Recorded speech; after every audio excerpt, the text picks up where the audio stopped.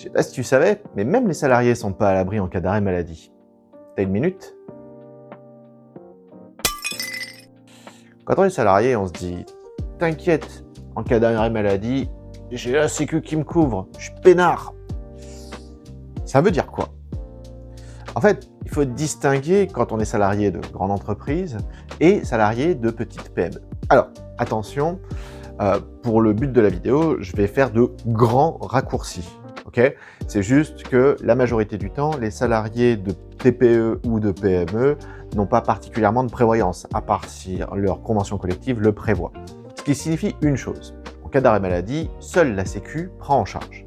Ça veut dire qu'après une période de 3 jours appelée carence, la Sécu va commencer à nous indemniser à hauteur de 50% de son salaire brut. Alors oui, salaire brut, ça veut dire que la base de calcul va être à peu près 20% supérieure à notre salaire net. Mais c'est pas foufou. Heureusement, pour les salariés qui ont au moins 1 an d'ancienneté dans leur entreprise, la loi de mensualisation rentre en ligne de compte. Donc c'est quoi cette loi de mensu? Oui, on dit la loi de mensu, oui. Elle impose aux entreprises un maintien de salaire partiel supplémentaire en fonction de son ancienneté. Pour faire simple, après 7 jours de franchise, vous êtes indemnisé à hauteur de 90% de votre salaire brut pendant les 30 premiers jours. Ce qui fait que vous n'avez presque aucune perte de salaire pendant les 30 jours. Cette période augmentera de 10 jours par tranche de 5 ans d'ancienneté. Après cette première période, c'est pas fini.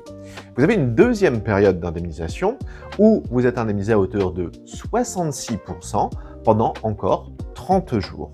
Là encore, cette période va augmenter de nouveau de 10 jours par tranche de 5 ans d'ancienneté. Après tout ça, on va retomber aux 50% de la Sécu. Mais attention, car ces jours d'indemnisation renforcés se renouvellent tous les 12 mois.